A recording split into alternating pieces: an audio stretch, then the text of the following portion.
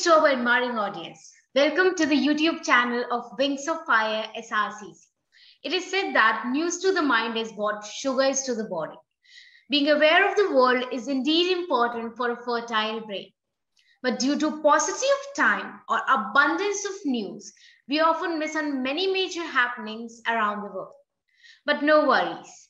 I, Anisha Jatav, along with my co-comparer, Sandhya Pradhan, are here to update you with the news that hit the headlines in September through our newsletter, Finopsis. Let's get started with the finance news. US-based payment company Stripe, valued at $95 billion, had its first ever acquisition in India by acquiring the payment software firm Reckitt. Taiwan-based iPhone maker Foxconn plans to make electric vehicles in India. After 8 months of signing the agreement, NTPC has threatened to terminate the contract with Tata Power Solar for a 320 megawatt project in Jaisalmer, Rajasthan. Coming to the end of financial highlights, let's have a look at the economic happenings around the globe. The substantial increase in economic activity after the second wave of the coronavirus and less domestic extraction of coal after intense rain led to power failure in major parts of the country.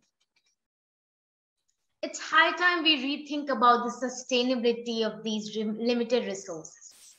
Well, moving further, India's Tata Group acquires 100% stake in Air India.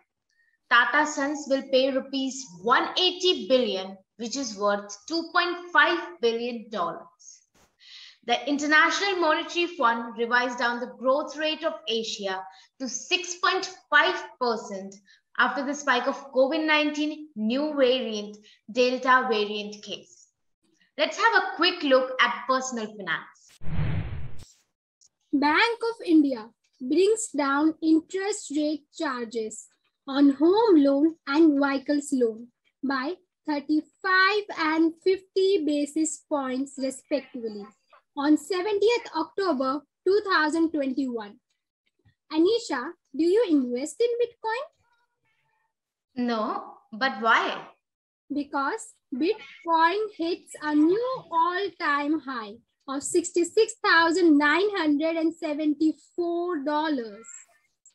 Oh, then I should definitely gather some knowledge about it. Sandhya, you might be aware about the latest tax amendments. Let's aware our audience too about the same.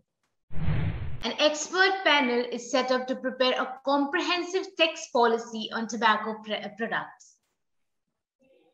Have you filed your income tax returns? If not, don't worry. The Government of India has extended the deadline for filing income tax returns for the financial year 2020 and 21 by 3 months. Earlier, the deadline was on September 30th, 2021, and the same is now extended till December 31st, 2021. Anisha, let's move towards the most volatile yet exciting section, that is stock market. Why not, Sandhya? PNB Housing Finance Limited strikes a 5% lower circuit in October on calling off a 4,000 crore rupees deal with the Carlyle Investor Group.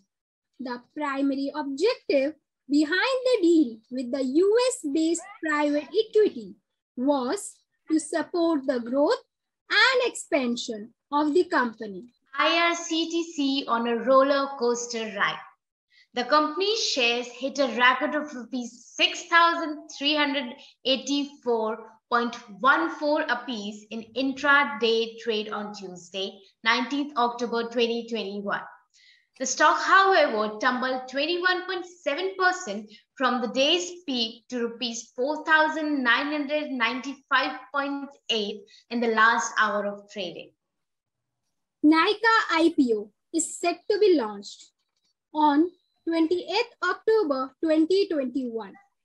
Bid will open on 28th October 2021 and will close on 1st November 2021. Well, let's move to the editorial section now.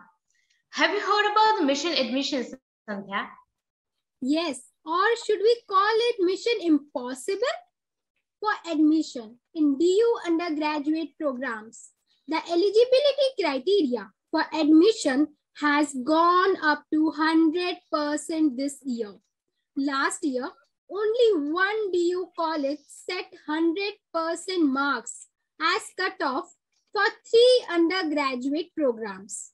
This year's cutoff list is one of the highest ever cutoff list, with as many as 9 courses needing a minimum of 100% marks to offer admissions. What do you think are the reasons for these increasing skyrocketed cutoffs? Grade inflation is the main reason behind this increasing cutoffs for admission in Delhi University undergraduate courses. The evaluation process has changed over years.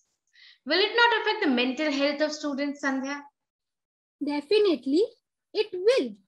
It declines self-esteem and self-confidence among students who could not make it and creates a feeling of being inadequate.